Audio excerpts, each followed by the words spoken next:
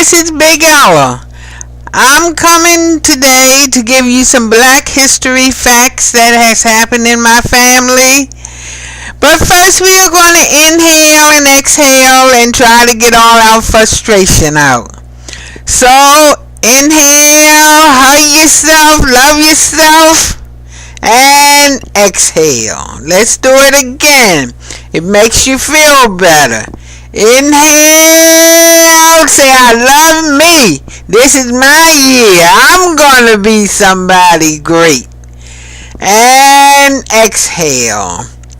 Well, my black history goes back into my family a good ways, back into the 1800s with my grandfather. Facts that has been passed down through the generations. My grandfather had his own business. He had 10 children. And the children all were in business. Now this was back in the late 1800s and early 1900s that I think he was living. I don't know the exact year my grandfather died. But he started out with selling chickens and stuff from the wholesale market. And he got his children in the business with him. And then my father, when he got old enough, he was in the market selling groceries. So he was in the market, had another uncle in another market. Then some of the brothers were working at the chicken place where they sold chickens and turkeys out of the wholesale market. Then in later years I had 2 aunts that were teachers. And then came my family. My father was in the market and that's how we survived. And when I was going to the market, because my mother sent us down there as kids, and the white people never treated me bad. My father was the only black man in the market, but he looked like a little white Jew. And we was his little black chum. But we were never mistreated. The farmers always treated us well. And so I really didn't know the segregation like a lot of people, because we were treated well. And we were light-skinned people. They treat dark-skinned people and light-skinned people different. I have noticed that. I've been through that. And we lived up on the hill where people with a little bit of money lived at. But we stayed in our own neighborhood. So I really didn't know it like a lot of people know it until I went to California and was coming back home, and they mistook me for a light white woman. What I did wrong was, by not being from the South, I didn't know that you were supposed to go in the back door when you go to a restaurant.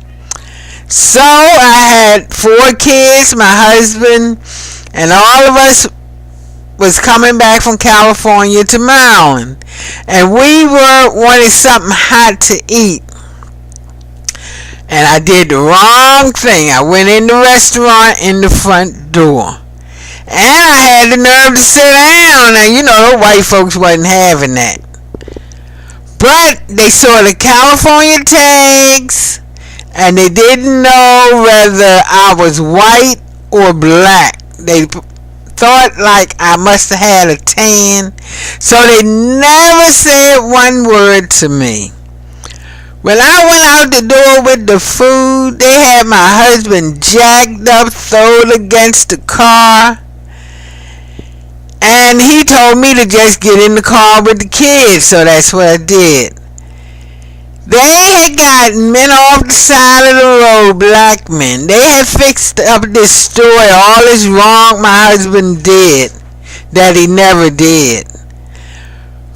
The problem was that they didn't know whether I was black or white, so they didn't mess with me.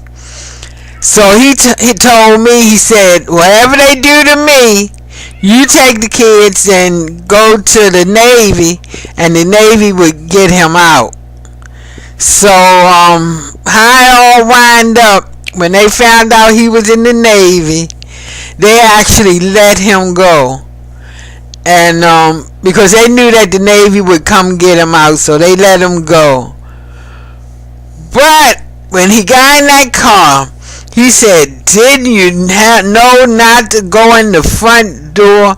It never crossed my mind. Never, because I never experienced it.